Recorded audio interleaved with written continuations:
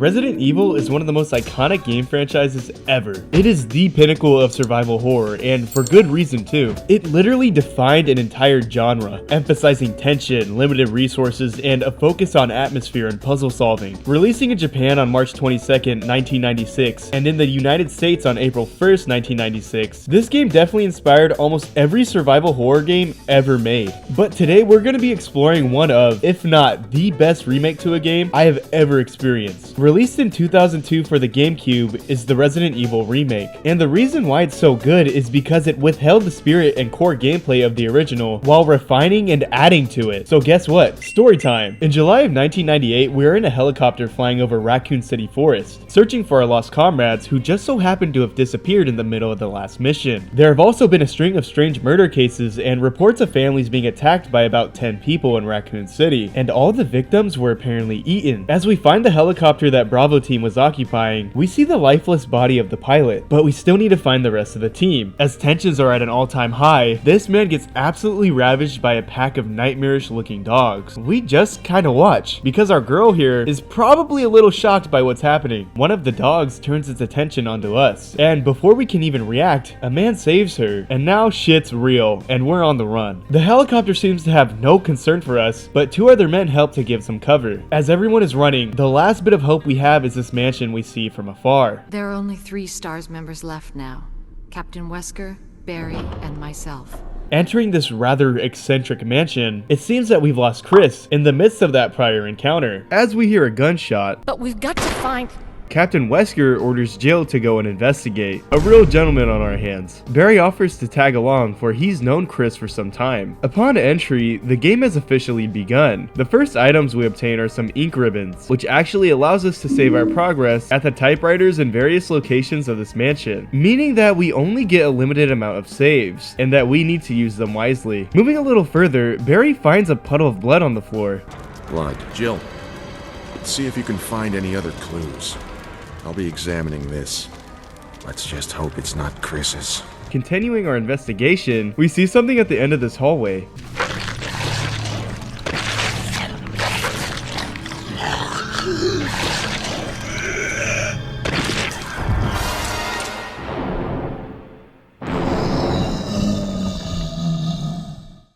I quickly turn around and return to Barry. Thankfully, he kills the thing, but it turns out that it was munching on Kenneth, yet another member of Team Bravo. With this newfound information, we try and report it to Captain Wesker, but he's nowhere to be found. Barry now proposes that we split up, cause that always goes well. He gives us a lockpick, and it's go time. The first call to action is to go upstairs and enter the doors on the west. We obtain a dagger, which is a defensive item. It allows you to escape momentarily when grabbed by an enemy, but only if they grab you from the front. If they grab you from the back, you're getting them back shots.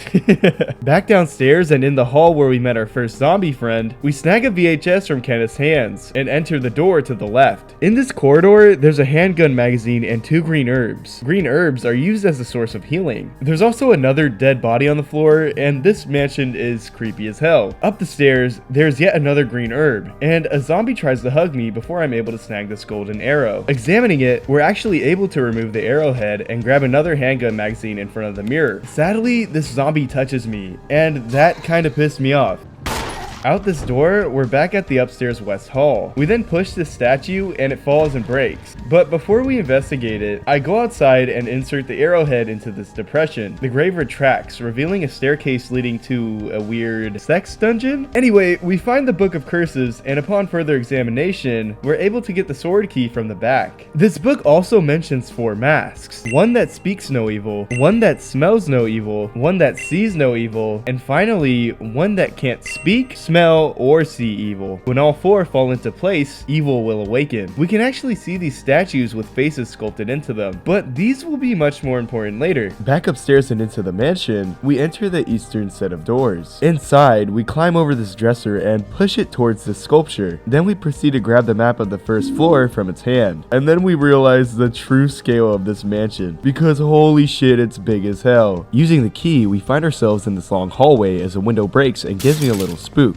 Moving this piece of furniture, we're able to grab another handgun magazine and continue forward. With the help of this lockpick, we go outside and find a red herb. Combining it with a green herb creates mixed herbs, and these mixed herbs heal us all the way back to full health. There's also a non-disclosed chemical to use on plants out here, so naturally we take it. Back inside and in this bathroom, Jill pulls this plug out of the bathtub, and a hand suddenly reaches out. As the zombie emerges from the water, it crawls towards Jill, but nah, fuck that. She curb stomps this motherfucker. God damn, she really bout this shit. We then obtain a dagger from the tub. Back in the hall and through these doors, a zombie blocks the path, so we blast his ass. And just over here, we're now able to enter our first save room. And there's really no other words to describe this music other than ethereal.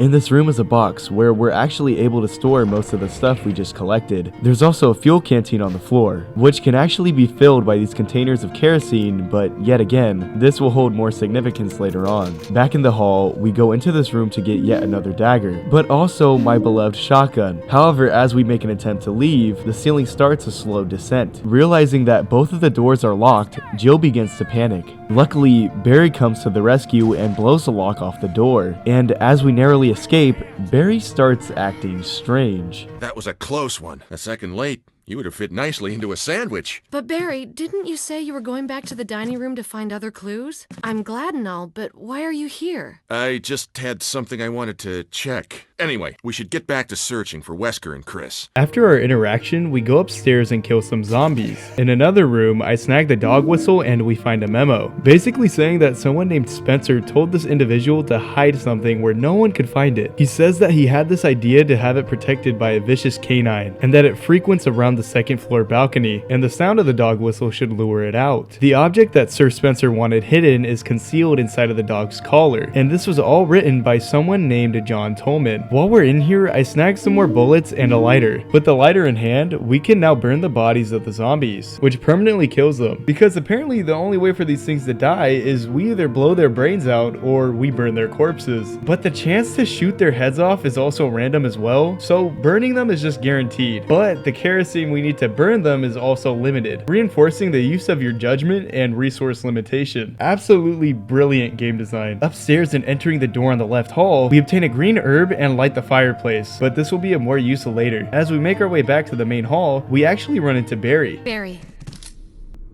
Jill, got any good news? other than I'm still alive in this madhouse? No. Can't say it's much safer here either. We'd better secure our escape route first. There's gotta be a back door somewhere. All right then, let's split up again. Hey, hold on a sec. Look what I've found. What? A can of fizz. It's sure to yellow and mellow those things. It's yours. Hopefully you won't have to use it. What about you? Oh, don't worry. I like the buddy system we have here. I see. Thanks, I'll take it. See you later. Ciao. Back in the upper west hall and downstairs, I get surrounded by these fuckers. We put some stuff away in the save room and burn these gooners. Back upstairs, we find ourselves on the balcony mentioned in the crumpled memo. Using the dog whistle, the mutt charges at me and grabs the fuck out of my arm, so we slam his shit. These assholes are so hard to shoot, it's actually ridiculous. But with the collar finally in hand, this dog bites me again. Upon further inspection of the collar, we find a switch. Pressing it reveals a coin, and the coin transforms into the shape of a key. Through the mirror corridor and up Death's Passage, we attain the real armor key as bad things start happening. However, we put the fake key in and it all stops. We hit a nice little save and go down this corridor to set foot in the small storeroom. We snag a battery pack and some ink ribbons before infiltrating the northern corridor and swooping another battery pack, which is like a little taser defensive item since I never explained that earlier. In the greenhouse, I put this chemical inside of the water pump and start turning the red spigot. The chemical disintegrates this hentai monster and allows us to snag a death mask. There's also a fuck ton of green herbs in here, so we about to be healthy. Some zombies bust through the windows before we go into the researcher's bedroom. We grab some bullets on the bed and go upstairs into the main hall to use our new key and find ourselves on the outside patio. Out here, we are able to grab a dagger until we find another member of Team Bravo named Forrest, who just so happens to be deceased as well. But ooh, nice grenade launcher. Back inside, we use the key for the pillar room. We see a distressed man named Richard as he claims that this whole place is a killing zone. You're wounded. This whole place is a killing zone. There are monsters. What did this to you? A big snake, and it had to be poisonous. Poisonous? Richard, hold on. Bring me serum. I saw some, but didn't bring any. I'll go and get it, okay?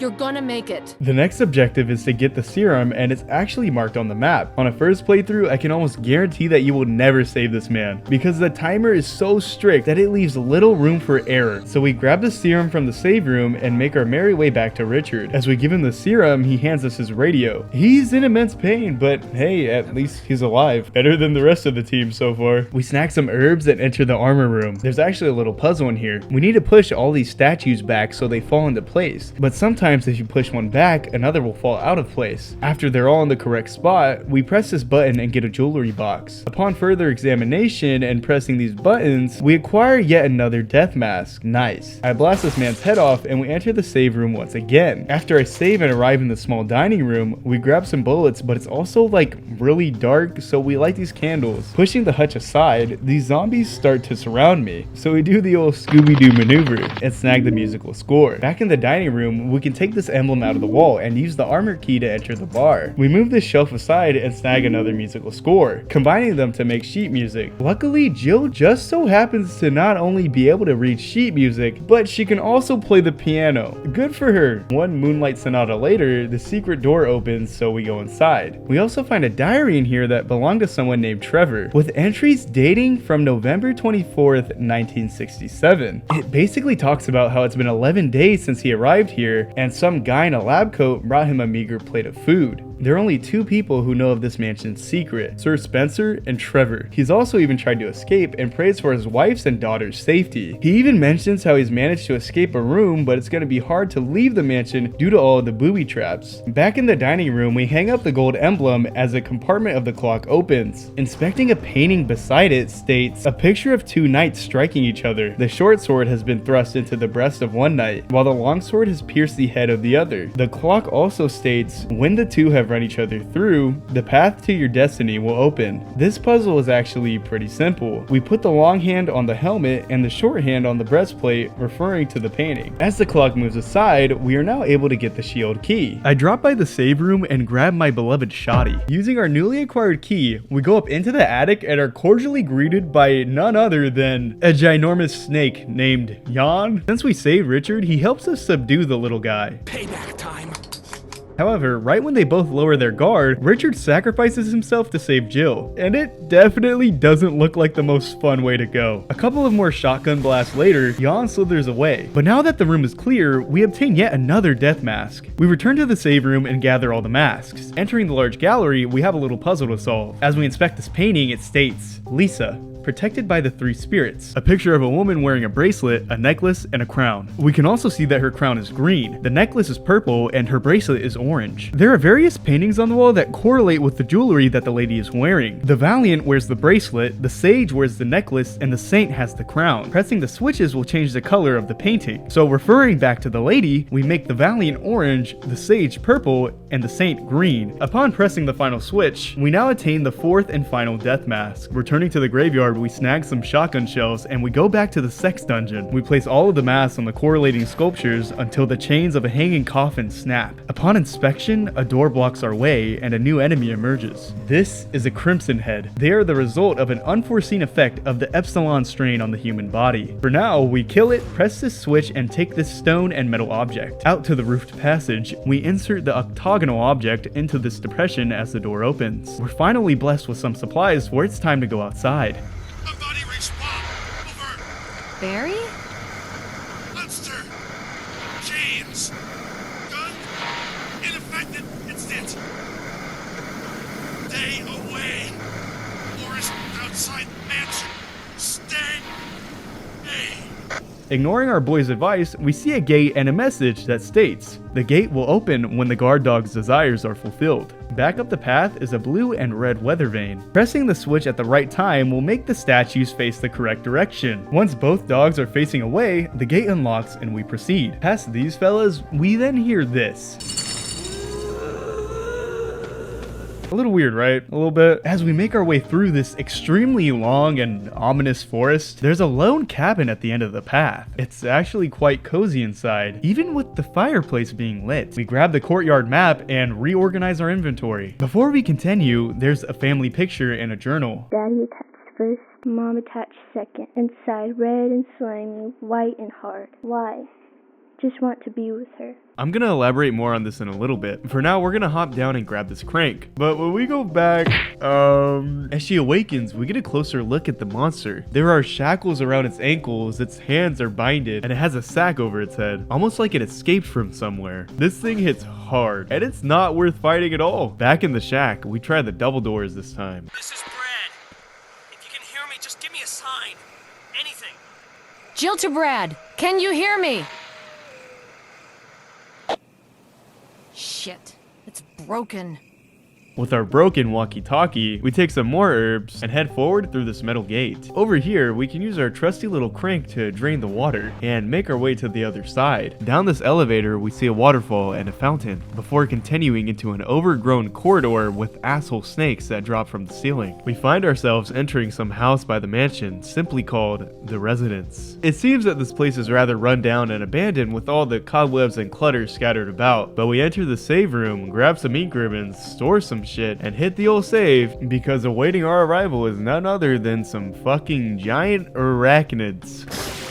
And in this little bar area, I'm able to find various items like red book. Hell yeah. And returning to the hallway, we push this box here for a safe path over. Down this ominous hall, we overhear Barry talking to someone in the other room over. He mentions how they had a deal and how it's unnecessary to destroy STARS. Oh yeah, that reminds me. STARS is an acronym for Special Tactics and Rescue Service, which was a privately funded division of the Raccoon City Police Department. The overall idea was to essentially form a team, combining tactically sound soldiers with scientists, allowing for them to operate in both anti-terrorism and increasingly potent urban emergencies. Anyway, we enter the room to find Barry. Who would have guessed? Barry, I heard someone talking.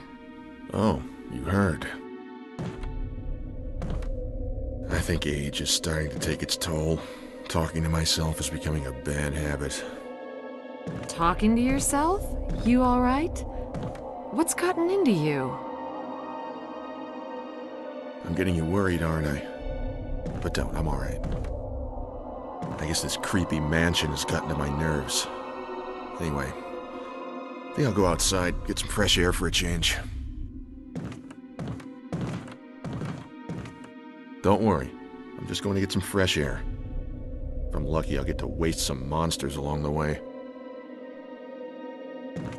In here, we're actually able to find a memo about a large plant that was infused with something called the T-virus. This plant, known as Plant 42, had the strongest reaction to the T-virus, for it drastically morphed the host's anatomy and size. Basically, the hentai plant has rooted itself down into the basement, went on a murder spree, and its tentacles are all over the place with more than nefarious intentions. Also, while we're here, it seems that I've never mentioned the T-virus. Just know that it's a virus that has been injected into many hosts, and that people were experimenting to find results. But one of those experiments just happened to be our beloved hentai plant. With all that being said, we grab the residence key from the bathroom. We blast this zombie's head off and use our residence key to find the control room key. There's also a note from George Trevor in here, and basically, he unalived himself because he was overwhelmed by tremendous guilt. This man let his wife and child, Jessica and Lisa, go to the mansion without him, like completely unattended, and he also got captured. He kind of fucking sucks. Alright, moving on. We clear our inventory and go down this ladder, but it's not what you would expect. It appears to be some type of underground facility, and the next objective is to push these crates to make some kind of bridge because swimming is overrated. Out these giant metal doors is the aqua ring, and now sharks are trying to eat us. But we loop all the way around and use our new key. We go down this ladder and we press the switch that's supposed to drain the water, and That's not good. In a panic, we release the safety mechanism for the pressure shelter, only for the reinforcements to come down halfway. The next call to action is for us to restore the oil pressure and release the safety once again to stop that big ass shark. Now we are actually able to drain the water and exit out the back door. We pull this lever for the generator and obviously nothing happens. But as we try interacting with the glowy, everything bad starts to happen. We push the control panel into the water and turn on the generator as the enlarged shark takes its last breath, or drink. God, that's such a shit joke. Oh my god. But before we move on, let's talk a little more about this shark. Its name is actually Neptune, and it's a part of an experiment called, well, Project Neptune. This project was one of many, such as Plant 42, and this was all being done to create bioweapons. Basically, the T-virus didn't significantly impact the shark's strength, or any of its other physical attributes, so the Neptune project was ultimately seen as a failure. Anywho, we find another residence key, acquire some magnum rounds, climb up this rather long ladder, and make our merry way back to the residence. We use the key on this door and stumble upon a room with extremely organized lab equipment, along with a man's corpse holding some very conveniently placed insecticide spray. Now, what do we do with all this spray, you might ask? Well, we pump it right into this silly old hive right here, all for yet another key. With the help of the new key, we stumble upon a white book that mentions how there is a compound that is extremely toxic to Plant 42. This compound is inside a concoction of chemicals called V-Jolt. Once the V-Jolt is applied directly to the root of the plant, it should die within the next 5 seconds. There's also a list of various chemical compounds that will come in handy in a minute. Anywho, we put the red book in the shelf, rearrange them all, and the magical wardrobe moves to the side. Also, the bathroom looks nice. Regardless, we now have a puzzle to solve. We need to find the pin for this keypad. So as we make our way back over to the billiards room, we need to find the pool balls that correlate with the correct colors of the lamps. Each lamp has a corresponding symbol of an eyeball. The numbers are actually random on each playthrough, and this puzzle is pretty easy to power through, even without knowing about the billiards portion. Well, now that we're in here, it's time to grab some bottles and do some motherfucking science. Okay, so now we just gotta make some V-Jolt. So we grab shit and combine it. It's really not that interesting or difficult. So yeah, V-Jolt. We climb back down the ladder of fuckery only to realize that we drained the water. We make quite the treacherous journey and find our friendly tentacle friend. So we throw the V-Juice at it and congrats. Now we gotta walk all the way back. I fucking love backtracking. It's great. Through the door behind the bookshelf, we see that the plant isn't quite dead. Barry pulls up and does his absolute best. Such a valiant and courageous little man he is. Well, this actually seemed to work in our favor, because Barry is able to stop the fetishization of this godforsaken plant once and for all. With the helmet key now in our possession, it's time to go back to the mansion. However, along the way, we see a familiar face. Wesker! Jill, so you're safe. That's what I was going to say. I apologize. It was all I could do to protect myself against those strange creatures. I understand. Anyway, it's good that you're safe. Did you notice? Barry, he sounded a little flaky. Now that you mention it, yeah. I'll keep a close eye. Maybe it's quite natural under these circumstances. It's not really our standard operation. Jill, our first priority is to get out of here. I agree. There are still rooms in that mansion we can't get into because they're locked up. I've been looking for ways to... Okay, if there's anything, I'll go back to the other mansion. I'm counting on you. Well, I guess Barry's on some strange behavior. However, we hear a distress call right outside. This is Brad. Come in, Stars Alpha Team. Come in. This is Jill! Does anybody hear me? I hear you, Brad! Over! Stars Alpha Team. Bravo Team. It doesn't matter. Respond! I repeat, this is Brad. Brad? Brad! This is Brad. If you can't answer me, somehow give me a sign. Jill to Brad! Can you hear me? Brad! Brad! Shit, it's broken. With hope that another member of Team Bravo might still be alive, we make haste. That would be fine and all, but then I see the most horrifying cutscene ever.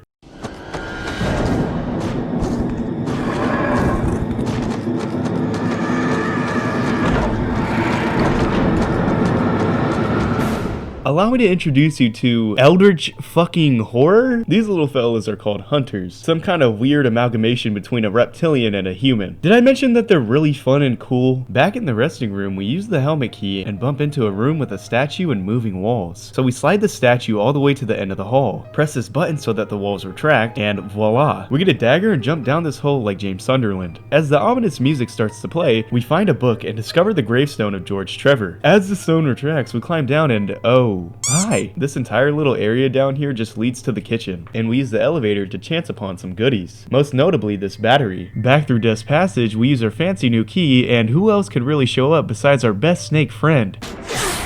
So this fight goes kinda exactly how you would expect it to. Once he's defeated, he starts being extremely hyperbolic, and we obtain the last book, volume 2. Now with Jan dead, we retrieve our trusty old crank and use the helmet key to arrive in the trophy room. Okay, so we hit the switch and the light turns off. We then move this box right about here, avoid some eye contact, and extract the red gemstone from the deer's eye socket. Back downstairs, we use the helmet key one last time and find ourselves in a room with a large mirror. The only notable thing about this room is this jewelry box. Combining it with our red gem causes these pieces of an emblem to fall. With careful precision and, mind you, a lot of frustration, I finally complete the puzzle. Once completed, there's a brooch inside that turns into a key. With the key in hand, we go all the way back to this familiar location. We insert the battery, use this elevator, and turn the crank so that the water refills. With the waterfall out of the way, we find Jill starting her descent into these claustrophobic and man-made caverns.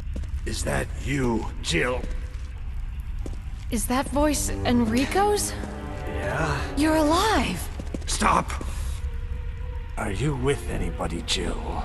No, but why? The stars are finished. Someone is a traitor. Umbrella set us up. Enrico!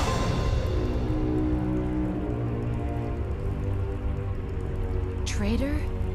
Who?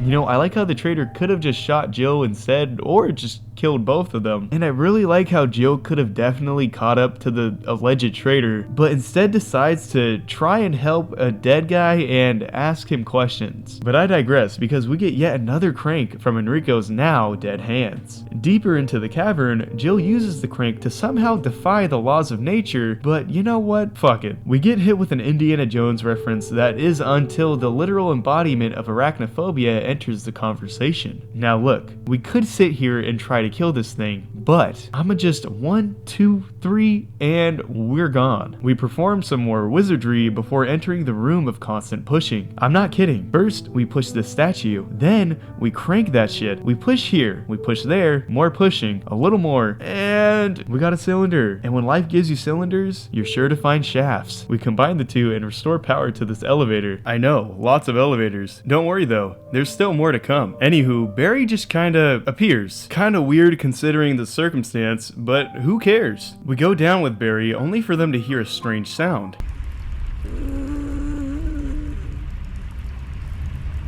What the hell is that sound? So obviously he pulls a Wesker and sends Jill to go investigate, as his lazy ass secures our escape route. Right. Continuing forward, we encounter depression. In the next room, Jill moves this enormous crate onto this platform and gives it a nice little relocation. Back out, Barry just fucking dips. So we find the crate and crush it with this hydraulic press to reveal a broken flamethrower. We return to the caverns and place the flamethrower to open this door. Inside, we are met with a rather superstitious interior, with a flurry of candles and dolls scattered about, along with some kind of shrine that's clearly dedicated to someone or something. Further through some sewage is one last room where we attain the last jewelry box. This one surprisingly requires no puzzle or key, simply just opening and gifting us a stone ring. However, there is a family picture and some notes attached. We see a recognizable name. Remember Trevor's diary? Jessica was his wife and Lisa is his daughter. It is very clear that Jessica was injected with the virus and was being experimented on as a test subject until her demise. Her daughter Lisa, on the other hand, well, they experimented on her too. Lisa says how she felt dizzy after they gave her a shot. I don't see Mom.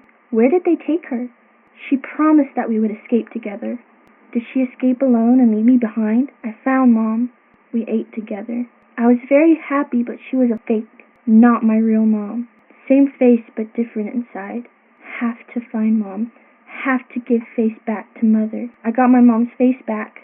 Nobody can have my mom except me. I attach her face to me so she doesn't go away. This ladder leads us right back to the cabin from earlier. Rather odd coincidence, huh? We take the emblem from here and use the key to enter the courtyard study. It's just a little dark, so we turn the lamp on, get another metal object, and inspect these books to find the Medal of Eagle and the Medal of Wolf. As we return to the main hall, we use the stone and metal objects to get through this gate. Jill goes down a ladder and this happens. Jill, you're alive.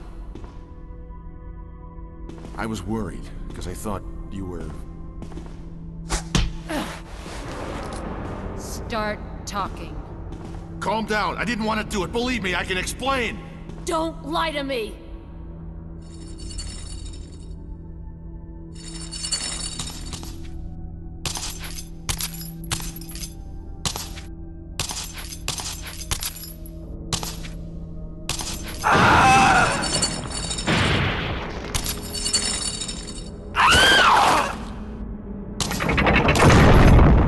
No time to talk. Jill, hand me my gun! Thanks, Jill. So, remember Lisa from all those memos? Yeah, this is her. A little girl that has been trapped inside of this mutated body for 31 years with no cure. When she was injected with a progenitor strain called the Golgotha virus, it got isolated in her blood and caused her to mutate and gain superhuman abilities such as enhanced strength and amplified durability. Okay, so we have two options in this fight. We either attempt to fight her with Barry, or we can just push these things here and the coffin slides open.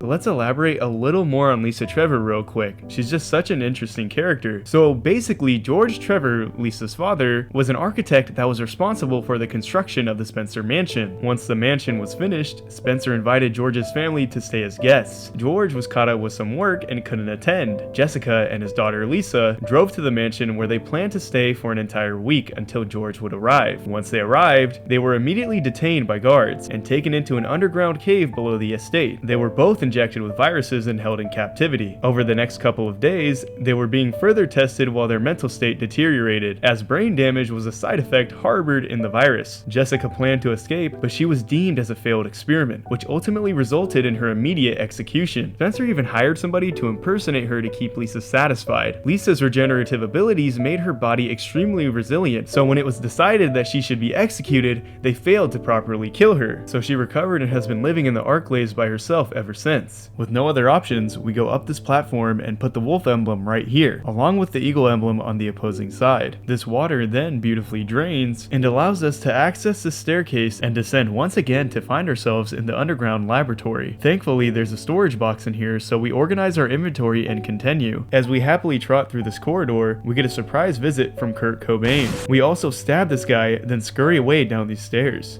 In this room, we come across a computer with the login being John and the password being Ada. Nevertheless, we hack into the mainframe to unlock some doors. There's also a lab key, and we're able to watch that film Kenneth had, and yeah, it's just about as bad as you thought it would be. There's even a slideshow in here that shows some of our prior encounters, such as Project Cerberus, Neptune, and Hunters. But there is one that we haven't seen before, simply called T-002 Tyrant. As we lay eyes upon a picture of a research group, there's a familiar face to the right. That's Wesker.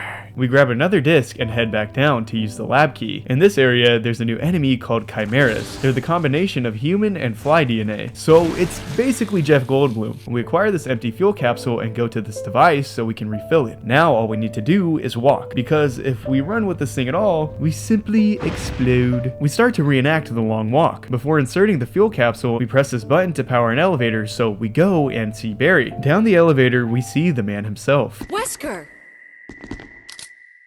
Thank you, Barry. Well, what do you know? Oh, don't blame Barry for everything. I hear that his better half and two lovely daughters will be in danger if he doesn't do everything I tell him to. Wesker, you're pathetic. Well, you shouldn't worry too much, dear. You'll be free of all this anyway. Why eliminate stars? Believe it or not, that's Umbrella's intention. You're just a slave of Umbrella. Smart girl, but I think you misunderstand me. The things you mention are nothing. I'll burn all of them along with this entire laboratory. Barry, go up on the ground and wait there. Barry. You gotta love Barry. He must really be afraid of Umbrella. You and Umbrella took his family, you bastard. Oh! Umbrella? Well, I used some carrots and sticks to cow him, but it had nothing to do with Umbrella. I just used Barry for my personal interests. Though both you and Barry seem to think I was following Umbrella's orders. What? What are you planning? I guess it's time for show and tell.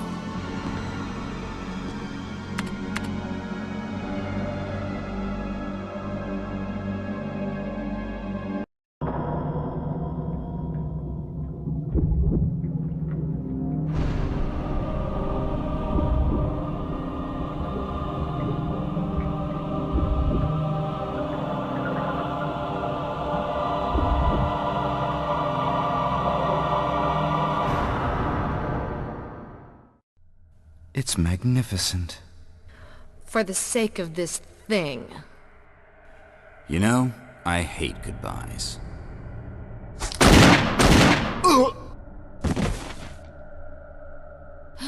Barry! Forgive me. No, you're not to blame. It's Umbrella and Wesker. Even if it meant my family, I couldn't bear turning my back on my friends again. Shit!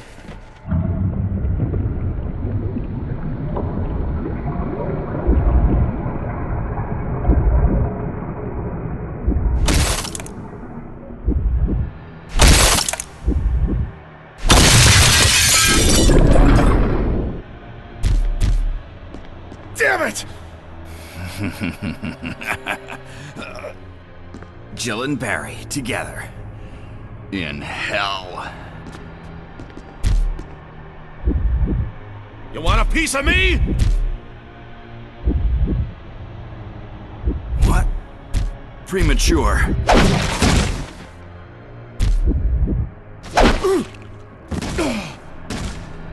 No, Barry! You viral cultured freak! This is the tyrant that we saw in the slideshow from earlier. It's supposed to be the ultimate bioweapon, so we shoot it a lot. We help Barry up and realize that Wesker somehow got away. All personnel evacuate immediately. Deactivating and Wesker must have set it off. Let's hurry. Before we can escape, we get a distress call from the helicopter pilot and Barry stays back so Jill can leave. A 3-minute timer appears on the screen, so we take these signal rockets and activate them. Barry's back and the timer is back for the last time. We let Barry be a good distraction until he isn't. Some more acid rounds later, we get a rocket launcher tossed from the helicopter. So we pick it up, line up the shot, and boom. So cool that we had to see it 3 times. We hop in the helicopter and get an astonishing view of Spencer Mansion. Your wife? Yeah, my wife and kids. They always wait up for me. Even today, my eldest daughter.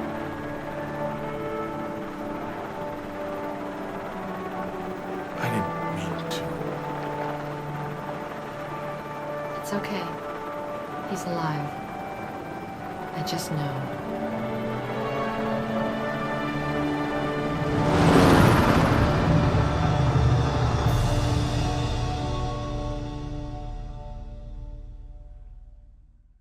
And that was Resident Evil. Wow, what a silly adventure. Before I give my review of this game, here's a quick and concise synopsis of everything that just happened. Okay, Bravo team was sent to investigate the incidents in the Arklay Mountains. However, contact with the team was lost. That's when Team Alpha, Wesker's team, discover the dogs and enter the mansion. When STARS arrives on the scene, Umbrella Corp uses it as an opportunity to test the effectiveness of not just the T-Virus, but all of the bioweapons we saw throughout the game. Remember the names Ada and John? Well, well, they're actually somewhat significant. Ada Wong is an agent of sorts and was attempting to infiltrate the Umbrella Corporation. In her attempts, she dated someone named John Clemens and used him for information. John intended for Ada to destroy the mansion and expose the truth. Obviously, we know that Ada never fulfilled this because we were the ones that finished the job. Ada didn't complete the job because she never received this message, and John is very dead if I haven't said that already. Also, nobody got all of these memos that we've been reading throughout our playthrough. All of it has only been read by a select group of people or just Jill or Chris. Another thing, Wesker worked for Umbrella and even played a role in the experimentation of the Tyrant and various other bioweapons. Umbrella wanted every member of STARS to be killed, and Wesker was a traitor to Team Alpha. He also lied to Barry about his daughters being held captive. Everything explodes, Brad takes us away, and everyone lived happily ever after. In Chris's playthrough, things go a bit differently. Instead of Chris missing, it's Barry. Chris investigates the sound by himself, and when returning to the hall, he finds Jill's pistol on the floor. Once he sees Richard, we meet another team of STARS, and her name is Rebecca Chambers. Also, Wesker gets impaled. He saves Jill and Rebecca, and he's such a hero. Alright, these are my final thoughts. Resident Evil is one of the best and most complete experiences that I have ever witnessed. This game is nothing short of a masterpiece. The gameplay is extremely engaging while also being thought-provoking. The ambience is perfect and the graphics hold up very well. The only thing that could have benefited this game even more would be better cutscenes and a goddamn clear timeline. Anyway, that's all I've got for today. Subscribe or something. Love ya. Bye.